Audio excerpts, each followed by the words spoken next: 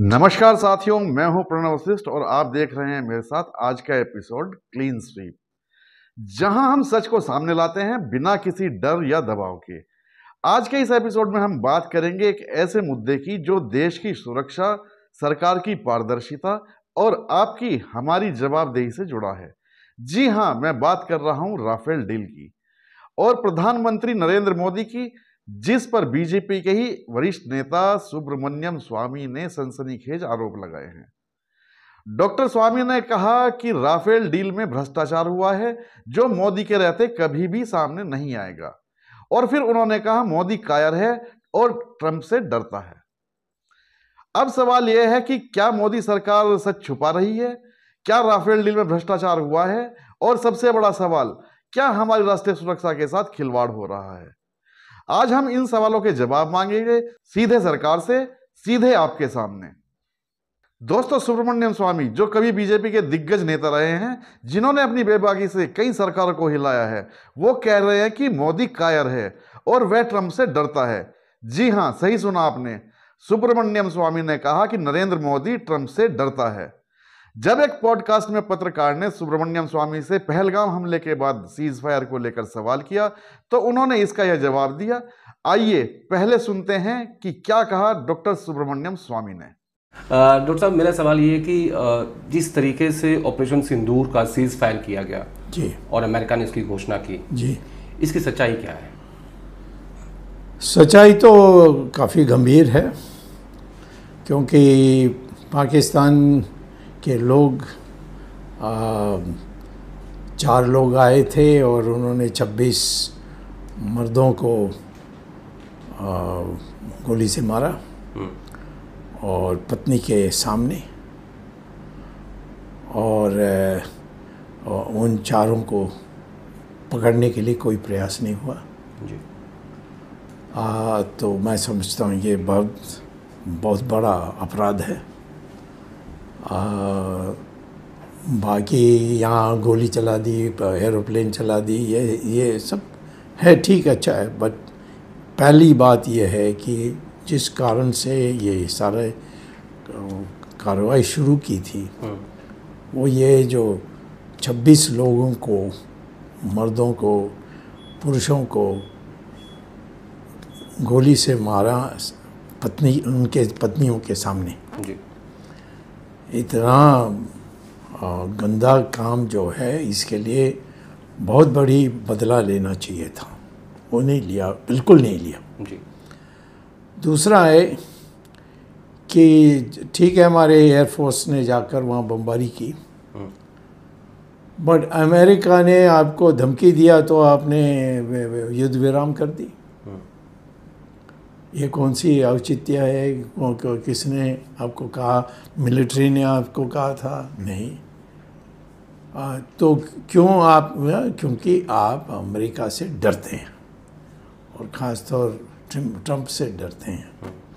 तो मोदी का जो कायरता जो है वो बिल्कुल स्पष्ट बाहर निकला है, और मैं समझता हूँ कि इसके बारे तुरंत ना करें, परंतु आने वाले 6-7 महीने में इसका कहीं ना कहीं इलाज करना पड़ेगा। साथियों, उसके बाद सुब्रमण्यम स्वामी ने कहा कि भारत पाकिस्तान सैन्य टकराव के दौरान 5 राफेल विमान दुर्घटनाग्रस्त हो चुके हैं। हाँ, सही सुना आपने, 5 राफेल विमान। ये वही विमान है जिन्हें भारत ने फ्रांस से 7.8 बिलियन यूरो में खरीदा था। लेकिन सरकार इस पर चुप क्यों है? अगर ये सच है तो क्या ये देश की सुरक्षा के साथ मजाक नहीं है? और अगर ये झूठ है तो सरकार खुलकर सामने क्यों नहीं आ रही है? और मैं आपको फिर से बता दे रहा हूं कि यह दावा हम नहीं कर रहे हैं, यह दावा भाजपा के ही वरिष्ठ नेता डॉक्टर सुब्रमण्यम स्वामी का है, जो कि उन्होंने एक पॉडकास्ट में किया है। अब सरकार या तो इसका जवाब दे, नहीं तो सुब्रमण्यम स्वामी के ऊपर कार्रवाई करे, जिस तरह उन्होंने और सवाल करने वाले लोगों के ऊपर की है। आइए सुनते हैं राफेल के ऊपर क्या कहा डॉक्टर सुब्रमण्यम स्वामी ने। लीडर ऑफ अपोजिशन ने एक बात बोली कि हमारे जहाज गिरे हैं। कितने गिरे हैं बताइए? 5 पाकिस्तान ने अपने जहाज को बेचकर गिराया था हमारा। ओके, उसमें कुछ चाइना का भी रोल था सर? चाइना के प्लेन्स तो चाइना के ही थे। ओके। हाँ, चाइना के लोगों ने नहीं किया। चाइना ने जो हवाई जहाज दी थी वो बहुत बढ़िया हवाई जहाज थी, और जो फ्रांस के जो थे वो उतना बढ़िया नहीं थे, और हमारे उनके जो हवाई जहाज है उन्होंने 5 को गिराया था। आपका मतलब रफेल ने अच्छा काम नहीं किया? रफेल तो पर्याप्त नहीं है हमारे देश के लिए। वो उसमें क्या क्या भ्रष्टाचार हुआ ये तो दूसरी बात है। मोदी रहते हुए हम इस पर जांच नहीं कर सकते, क्योंकि होने नहीं देगा वो। साथियों, अभी सुना आपने किस तरह भाजपा के वरिष्ठ नेता सुब्रमण्यम स्वामी ने पोल पट्टी खोली इस मोदी सरकार की। लेकिन ये सरकार वो बस चुप है, ना कोई खंडन ना कोई जवाब। क्या ये चुप्पी अपराध बोध की निशानी नहीं है? अगर आपकी नीयत साफ है तो जांच से डर क्यों? 2018 में द हिंदू ने खुलासा किया था कि मोदी सरकार ने राफेल सौदे से भ्रष्टाचार रोधी धाराओं को हटा दिया था। ये धाराएं वो सुरक्षा कवच थी जो किसी भी अनियमितता को रोक सकती थी। आइए देखते हैं क्या लिखा है इस खबर में।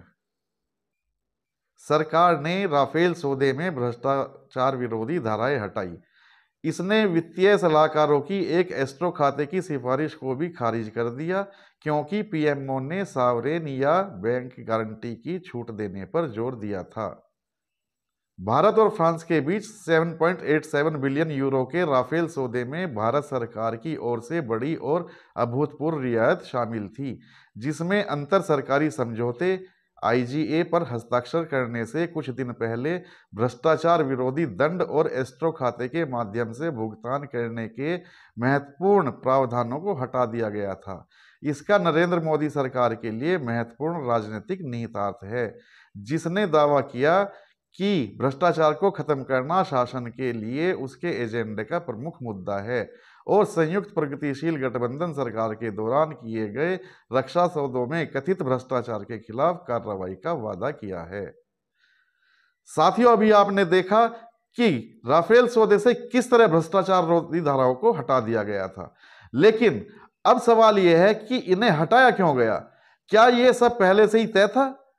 और अब जब स्वामी जैसे नेता जो बीजेपी के अपने ही हैं ये सवाल उठा रहे हैं, तो सरकार खामोश क्यों है? जब भी सरकार से किसी ने सवाल पूछा, सरकार ने उस पर देशद्रोह के मुकदमे लगा दिए, किसी को जेल भिजवा दिया। अब सरकार चुप क्यों है? मेरे प्यारे देशवासियों, ये सवाल मेरे नहीं है, आपके हैं। अगर 5 राफेल विमान सचमुच गायब हैं, तो ये 63,000 करोड़ रुपए के सौदे का क्या हुआ? अगर भ्रष्टाचार हुआ तो उसका जवाब कौन देगा? और अगर हमारी सेना के पास उपयुक्त हथियार नहीं है, जैसा कि स्वामी दावा कर रहे हैं, और यही बात परसों हमारे वायुसेना अध्यक्ष ने भी कही, तो हमारी सीमाओं की सुरक्षा कौन करेगा? मोदी जी, आपने कहा था ना खाऊंगा ना खाने दूंगा, लेकिन क्या ये चुप्पी कुछ और इशारा नहीं कर रही है? हमारी मांग साफ है, सरकार सामने आए, तथ्य रखे और जनता को सच बताए। अगर स्वामी के आरोप गलत हैं तो उनका खंडन करें, अगर सही है तो जवाबदेही तय करें। यह देश आपसे सवाल पूछ रहा है मोदी जी, क्या आप जवाब देंगे? हम इस मुद्दे को यहीं नहीं छोड़ेंगे। क्लीन स्वीप आपके लिए सच लाता रहेगा। आप भी अपने सवाल हमें भेजें और इस बहस को आगे बढ़ाएं, क्योंकि यह देश हमारा है और इसका सच जानना हमारा हक है। आज के एपिसोड में बस इतना ही। मिलते हैं फिर अगले एपिसोड में एक नए सवाल के साथ। तब तक के लिए मुझे दीजिए इजाजत। नमस्कार, जय हिंद।